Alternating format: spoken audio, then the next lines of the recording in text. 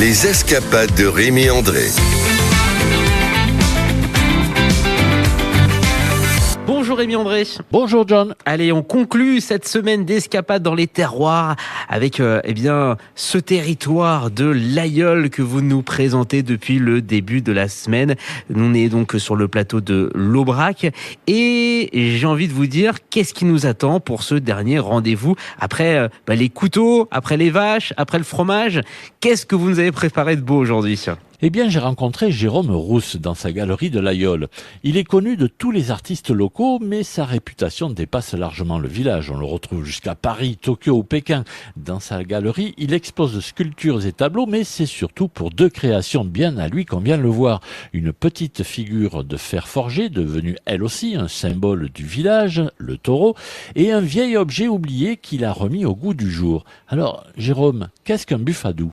Le buffadou, c'est un soufflet à bouche qui permet d'attiser le feu pour le démarrer et l'entretenir, que ce soit le feu de cheminée, les feux extérieurs, à savoir les barbecues, les braseros, etc. Donc au départ, c'était un objet traditionnel qu'on retrouvait. On le trouve encore, malheureusement, maintenant, il y a plus trop de paysans qui en font. Avant, ils en faisaient pas mal sur la Lozère, le Cantal, l'Aveyron. On retrouve un peu dans les Pyrénées. C'était un bois de sureau qui était percé de part en part et avec une poignée en bois, on soufflait tout simplement.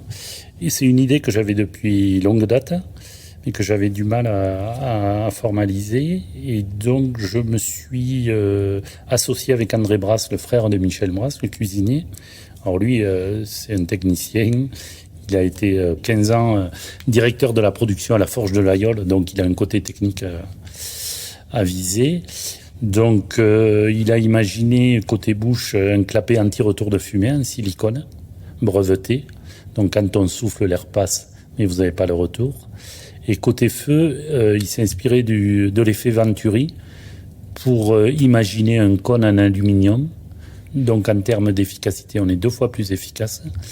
Et en termes de sécurité, avec le retour anti-fumée, on est également plus sécurant. Vous parlez du taureau. Je crois que vous avez une histoire avec le taureau. Ouais, alors là, c'est une autre histoire. C'est une autre idée que j'ai eue conjointement avec un sculpteur, forgeron coutelier. Tristan Lasserre, il s'appelle. Donc j'avais vu qu'il faisait des petites vaches en fer forgé. Très très sympa. Au niveau design, ça m'avait de suite interpellé. Je lui ai dit, si tu veux, je peux essayer de t'en vendre, voir un peu comment. Puis ça a été de suite un succès immédiat. Et c'est là que je lui ai dit, écoute, je pense que la vache, forcément, c'est très bien. Mais ici, le taureau, c'est l'emblème du village et du territoire. Et qui plus est, il y a une légende qui veut que le taureau de l'Aïeul, les parties, si on touche ces parties, ça porte bonheur. J'ai eu l'idée de mettre 2 petites billes de roulement. Il a modifié un petit peu la forme, il a designé plus un taureau qu'une vache. Et du coup, on vend le taureau et la vache et ça marche très bien. Et voilà, il m'accompagne, c'est lui qui les fabrique. Et donc, c'est un produit également d'appel qui me fait rentrer les gens dans la galerie. Voilà. Donc, j'ai la partie galerie avec des sculptures et des tableaux, la partie buffadou et la partie petit taureau en fer forgé, pièce unique, qu'on commercialise sur place et sur Internet aussi. Eh ben, grâce à vous, Rémi, on aura donc appris ce qu'était un buffadou.